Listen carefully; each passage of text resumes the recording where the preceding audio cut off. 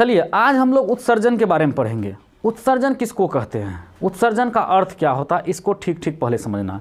उत्सर्जन का अर्थ होता है त्यागना, बाहर निकालना। ठीक है, जब हम लोग भोजन करते हैं तो भोजन करने के बाद हमारे शरीर में जब उपापचय क्रिया होती है, पाचन क्रिया होती है, तो बहुत ऐसे पदार्थ होते हैं जो कि जहरीले पदार्थ, विषैले पदार्थ भोजन के उपापचय क्रिया के फलस्वरूप बन जाते हैं। उसको शरीर से बाहर निकालना बहुत ज़रूरी होता है। तो यही शरीर से बाहर निकालने की प्रक्रिया को उत्सर्जन कहेंगे। और इस उत्सर्जन में जो अंग भाग लेंगे उसको हम उत्सर्जी अंग कहेंगे। और उत्सर्जन के फलस्वरूप यानी शरीर से बाहर निकालने के फलस्वरूप जो पदार्थ निकलेगा उस पदार्थ को हम क्या कहेंगे, उत्सर्जी पदार्थ कहेंगे। तो उत्सर्जन के जो तंत्र हैं, बहुत सारे तंत्र हैं उत्सर्जन तंत्र में, जिसमें कि किडनी भी है, सबसे महत्वपूर्ण तंत्र है किडनी, फेफड़ा है, त्वचा है। ठीक है, तो आज हम आप लोगों को मनुष्य में उत्सर्जन पढ़ाएंगे। मनुष्य में उत्सर्जन कैसे होता है, मनुष्य में उत्सर्जन के लिए कौन उत्तरदायी होता है, इसको हम समझेंगे। तो यहाँ देखिए लिखे हैं मनुष्य में उत्सर्जन है ना, मनुष्य में वृक्क सबसे प्रमुख उत्सर्जी अंग है। मनुष्य में वृक्क सबसे प्रमुख उत्सर्जी अंग है। वृक्क से संबद्ध अन्य रचनाएं जो उत्सर्जन में भाग लेती हैं वे है मूत्रवाहिनी, मूत्राशय तथा मूत्रमार्ग। मूत्रवाहिनी को हम लोग यूरेटर कहते हैं, मूत्राशय को अंग्रेजी में यूरिनरी ब्लैडर कहेंगे, मूत्रमार्ग को यूरेथ्रा कहते हैं। तो ये वृक्क से जुड़ा हुआ होता है। मनुष्य में एक जोड़ा वृक्क होता है, वृक्क जिसको हम लोग किडनी कहते हैं, ये दो होता है शरीर में।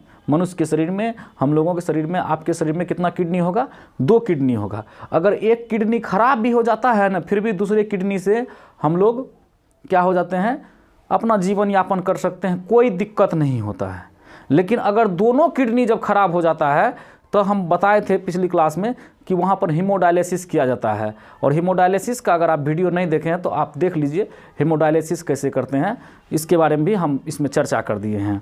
ठीक है, तो मनुष्य में एक जोड़ा वृक्क होता है। प्रत्येक वृक्क ठोस भूरे रंग का होता है। किस रंग का होता है, भूरे रंग का। इसका आकार सेम के बीज के समान होता है। किसके समान होता है, सेम का बीज है ना, जो सेम हम लोग खाते हैं ना, उसके बीज के समान होता है। यह करीब 10 सेंटीमीटर लंबा, 5 से 6 सेंटीमीटर चौड़ा तथा 2.5 से 4 सेंटीमीटर मोटा होता है। 10 सेंटीमीटर लंबा, 5 से 6 सेंटीमीटर चौड़ा तथा 2.5 से 4 सेंटीमीटर मोटा होता है। वृक्क की भीतरी सतह हाइलम कहलाती है। वृक्क की जो भीतरी सतह है उसको क्या कहेंगे, हाइलम कहेंगे। इसी जगह से वृक्क धमनी वृक्क में प्रवेश करती है तथा वृक्क शिरा बाहर निकलती है। धमनी में प्रवेश करती है और शिरा बाहर निकलती है। ठीक है, तो ये हुआ आपका वृक्क। और वृक्क जो है देखिए यहाँ चित्र में है, इसी तरह से होता है, यही सेम के बीज के समान होता है। ठीक है, यह भूरा रंग का होता है। और यह जो नली है यह मूत्रमार्ग, मूत्राशय से जुड़ा होता है। और मूत्राशय में जब मूत्र भर जाता है इसमें तो ये तब मूत्रमार्ग के द्वारा निकल जाता है। ठीक है, इसको आप स्क्रीनशॉट ले लीजिए। इसके बाद हम आपको बताएंगे इसकी आंतरिक संरचना, वृक्क की आंतरिक संरचना और वृक्क के कार्य। ठीक है, फिलहाल इसको आप लिख लीजिए।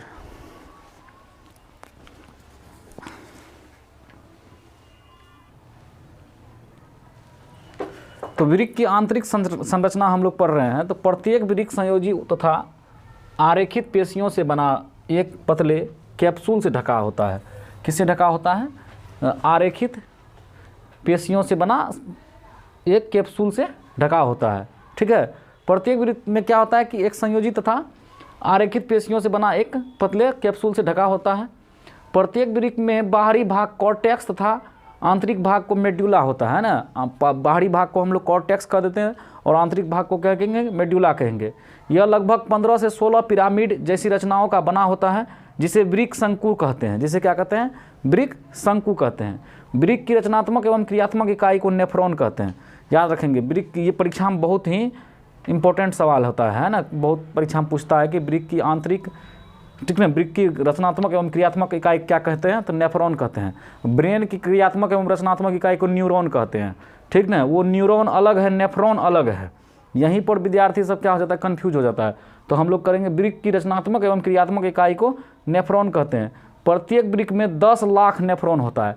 कोई कोई किताब आपको 8 लाख भी लिखा हुआ मिलता है, ठीक ना, कहीं सारे 8 लाख भी मिलता है। तो हम आपको बता रहे हैं कि एनसीईआरटी में दिया हुआ है कि प्रत्येक वृक्क में लगभग 10 लाख नेफ्रॉन होता है। प्रत्येक नेफ्रॉन का आरंभ प्याले जैसी रचना से होती है जिसे बोमेन संपुट कहते हैं। प्रत्येक नेफ्रॉन का आरंभ, शुरुआत का भाग कि कैसी होती है, प्याले जैसी रचना से होती है जिसे हम लोग बोमेन संपुट कहते हैं। बोमेन संपुट गोल मुलेरस नामक रक्त केशिकाओं के जाल से घिरा रहता है। बोमेन संपुट किससे घिरा रहता है? गोल मुलेरस नामक रक्त केशिकाओं के जाल से घिरा रहता है, ठीक है। तो आपको ये हम बताए वृक्क की आंतरिक संरचना।